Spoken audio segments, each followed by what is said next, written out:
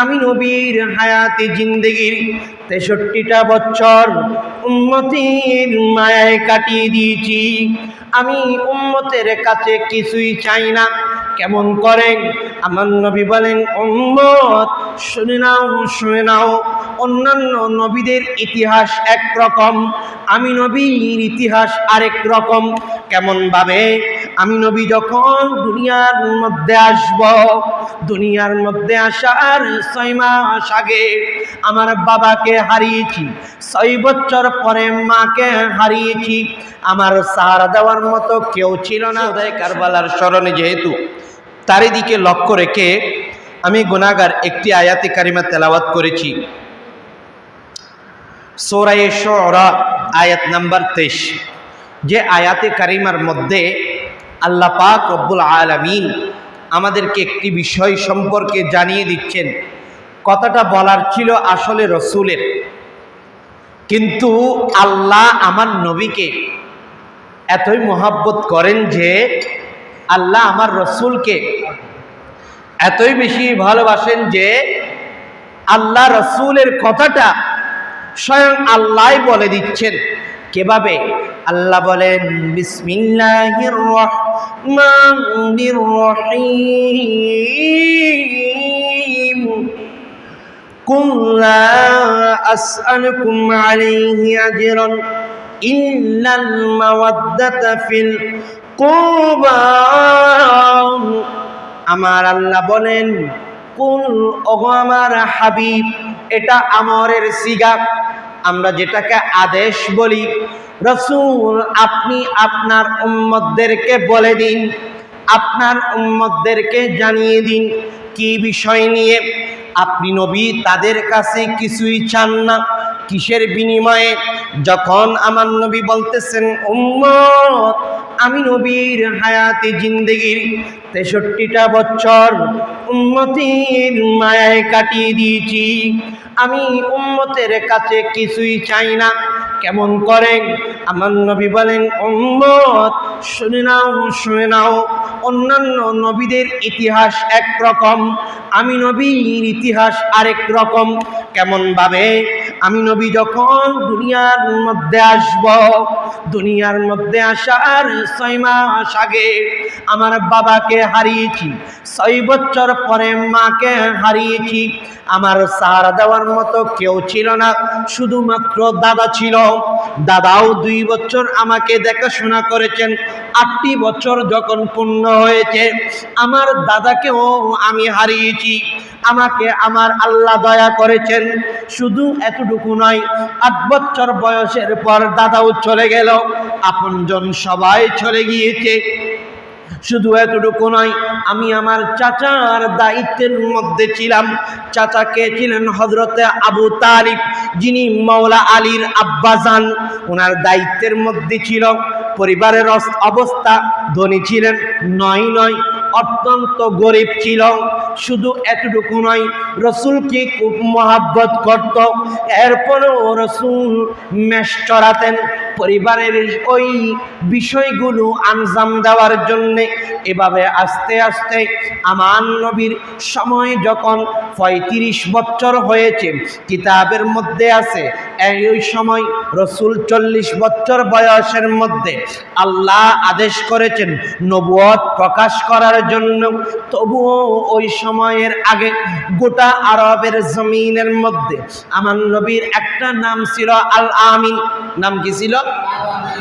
রসুল এমন ভাবে বিশ্বস্তের অধিকারী হয়েছেন, কোন ইহুদি কাফের, কোন বেদিন আমার নবীর কাছে যাই যেভাবে রক্ষিত রাখতে দিতেন সেভাবে পেতেন।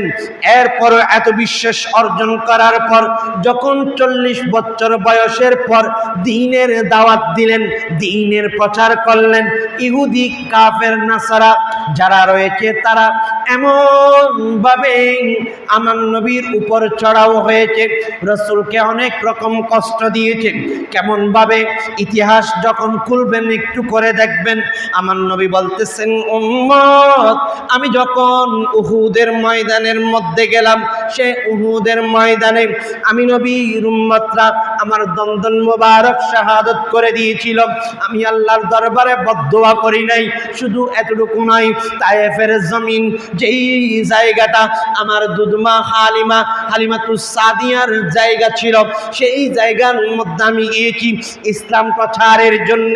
সেই জায়গার মধ্যে যখন ইসলামের দাওয়াত দিতে গেলাম, ওই জায়গার মানুষরা আমি নবীকে না বুঝে এমন ভাবে পাথর নিক্ষেপ করেছে, আমি নবীর সমস্ত শরীর যে পাথরের আঘাতের মাধ্যমে জর্জরিত হয়ে শরীর থেকে এমন ভাবে যে রক্ত ঝরে পড়তেছে, মানুষ গোসল করলে যেভাবে শরীর থেকে যে ঘাম শরীর থেকে পানি ঝরে পড়ে, ঠিক তেমনি ভাবে আমি নবীর শরীর থেকে ওইভাবে রক্ত পড়েছে। তবু ওই সময়ের মধ্যে আল্লাহর সহ্য হয় নাই। আল্লাহ তো আমার নবীকে সবচাইতে বেশি ভালোবাসেন। ওই অবস্থা দেখে আল্লাহ জিবরিলকে পাঠালেন, ও জিবরিল, তুমি দেরি করতেছো কেন? দৌড়ে যাও আমার নবীর কাছে যাও, একটু করে বলো আমার নবীকে তারা এইভাবে কষ্ট দিচ্ছে, আমি আল্লাহর সহ্য হচ্ছে না। আমার নবী যখন আদেশ করবে, তাইফের জমিন তুমি মুহূর্তের মধ্যে তছনছ করে দেবে। এই বলে আল্লাহ জিবরিলকে আমার নবীর কাছে পাঠালেন। জিবরিল এসে বলতেছেন, ইয়া রাসূলুল্লাহ, ইয়া হাবিবাল্লাহ, আল্লাহ আপনার এই কষ্ট সহ্য করতে পারতেছেন না, আপনি একটু আমাকে আদেশ দিন, আমি মুহূর্তের মধ্যে তায়েফের জমিন তছনছ করে দেব। ওই কথা বলার দের আমার নবী বলতেছেন, ও জিবরিল, তুমি কি করতেছো? আল্লাহ তো আমি নবীর পরিচয় একটা আমার উম্মতদের কাছে, আল্লাহর বান্দাদের কাছে দিয়ে দিয়েছেন। সেই পরিচয়টা কি? আমার পিছনে নাম দিয়ে দিয়েছেন রহমাতুল লিল আলামিন। আমি হলাম শুধু এই দেশের জন্য নয়, গোটা কায়নাতের জন্য আমি নবী রহমত। সেই রহমত হয়ে কিভাবে গজবের কথা বলতে পারি? উম্মত, আমি নবী এত কষ্ট পেয়েছি।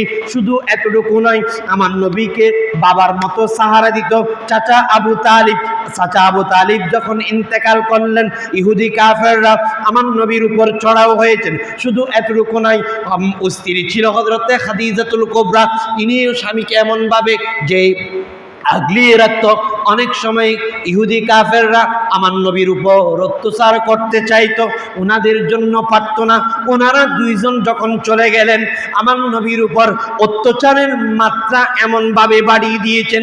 কিতাবের মধ্যে আছে, আমার নবী যখন নামাজের মধ্যে দাঁড়াতো, আমার রাসূলের শরীর মোবারকের উপর, জিসিম মোবারকের উপর উটের নাড়ি ভুড়ি দিয়ে দিত। এরপরে শুধু এতটুকু নয়, রুমাল নিয়ে সামনে দিয়ে নবীর ওই গলার মধ্যে দিয়ে পিছন থেকে টান দিত।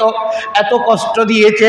আমার নবী বলতেছেন, উম্মত, শুধু এতটুকু নয়, হায়াতি জিন্দেগির 63টা বছর মার জন্য কাঁদি নাই, বাবার জন্য কাঁদি নাই, ছেলে মেয়ের জন্য কাঁদি নাই, আমার কোন আপনজনের জন্য কাঁদি নাই। সদা সর্বদা আমি উম্মতের জন্য চেষ্টা করেছি। ও উম্মত, এত কিছুর বিনিময়ে আমি তোমাদের কাছে কিছুই চাই না, আমি নবী কিছুই আশা করি না, ইল্লাল মাওয়াদ্দাতা ফিল কুরবা।